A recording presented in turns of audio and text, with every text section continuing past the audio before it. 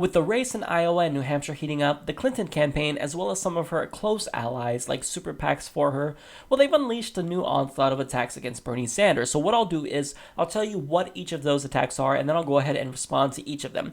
So first, they claim that Bernie Sanders doesn't support slavery reparations. Now, this is technically true, but I'll tell you why it's problematic for them to attack him on that.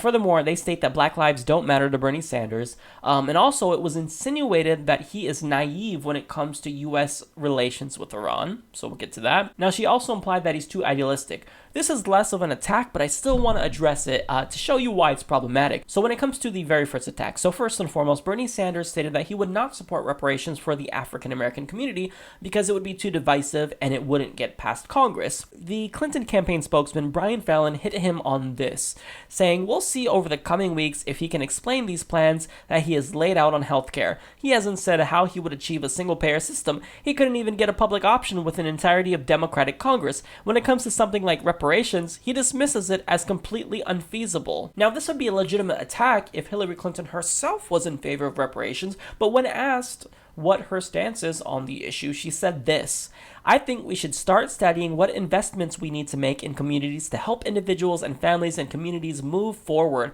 And I am absolutely committed to that. There are some good ideas out there. There's an idea in the Congressional Black Caucus about really targeting federal dollars to communities that have had either disinvestment or no investment and have had years of being below the poverty level. That's the kind of thing I'd like us to focus on and really help lift people up." So even though this is clever, what she's saying is no, because she's proposing something entirely different than reparations, but then she's saying, yeah, I support that. So they're asking her about issue X, and she's saying, well, here's issue Y. I support that, because she wants to make it seem as though she supports reparations, when in actuality she doesn't. So I'm actually embarrassed for her for attacking Bernie Sanders on this, because if you are mad that he doesn't support something, then you should be in favor of that particular issue yourself. So the fact that you're attacking him while simultaneously holding the same exact stance as him is hypocritical. I don't have to tell you that. It's obvious that it's hypocritical. Now, when it comes to the second attack, David Brock, head of the pro-Clinton super PAC and longtime ally to the Clintons, has attacked Bernie Sanders because in a new ad he released, he states that it was just too white, and he claims that this really presents a bizarre image of America, and stated, "From this ad, it seems Black lives don't matter much to Bernie Sanders." Now, unfortunately for Brock, he forgot about that time when Hillary Clinton literally threw Black Lives Matter out when they demonstrated during one of her rallies. They literally were escorted out. So let's not forget about that. But nonetheless, the Sanders campaign had a great response to Brock. So apparently he's all of a sudden a so-called warrior for racial justice, right? Well, that's not really the case. So Michael Briggs states, 25 years ago, it was Brock, a mudslinging right-wing extremist who tried to destroy Anita Hill, a distinguished African-American law professor. He later was forced to apologize for his lies about her. Today, he's lying about Senator Sanders. Now, to give you some context, so Anita Hill was sexually harassed by the Supreme Court Justice Clarence Thomas. Now, right-wingers wanted him on the Supreme Court really, really badly. One, because it was basically about affirmative action, because relations between the Republican Party and the African-American community were bad. So by doing this, they were hoping, they can kind of help repair those relations. And furthermore, Supreme Court Justice Clarence Thomas would potentially repeal Roe versus Wade. So, I mean, there's another reason why they wanted him on. So what they wanted to do is they didn't want, Anita Hill's accusations to impede his ability to get on the Supreme Court, right?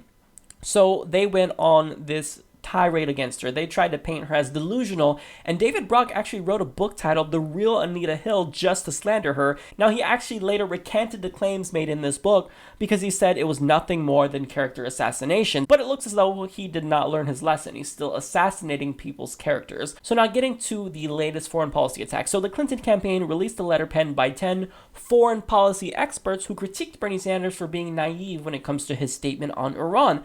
So Bernie Sanders said that Iran should send more troops to fight ISIS in Syria. Now, they responded by saying, "We need a commander-in-chief who knows how to protect America and our allies and advance our interests and values around the world." Sounds very Republican.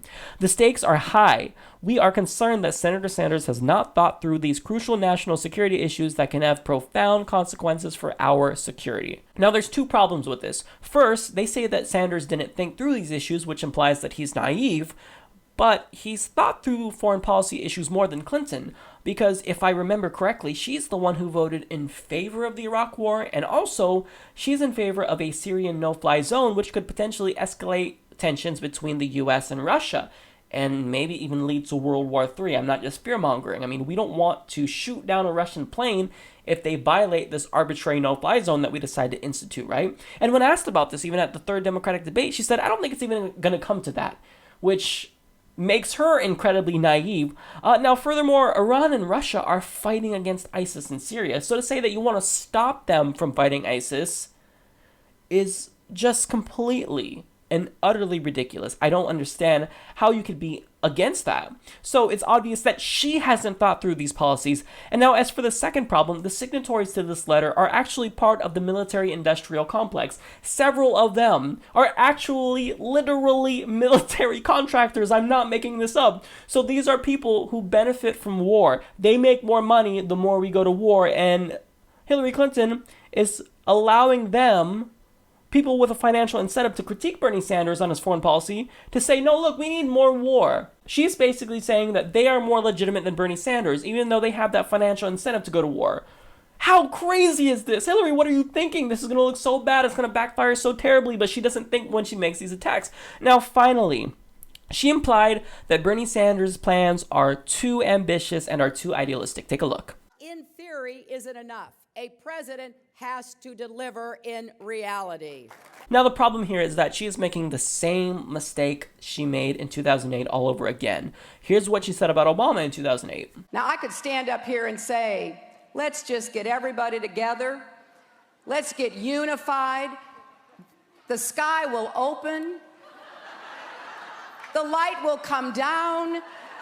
Celestial choirs will be singing. And everyone will know we should do the right thing and the world will be perfect. I'm Hillary Clinton, and I approve this message. Now, the bottom line is that these attacks are not substantive. I mean, every time she does it, she just delegitimizes herself more and more. All she does is rile up Sanders supporters and gets them to donate. So I like when she attacks him. I mean, I may have to come out and rebuke these attacks because they're untrue, but I still like that she does it because it doesn't work out too well for her, and I want Bernie Sanders to win. So in my own self-interest, keep it coming, Hillary Clinton, because it's not working out too well for you.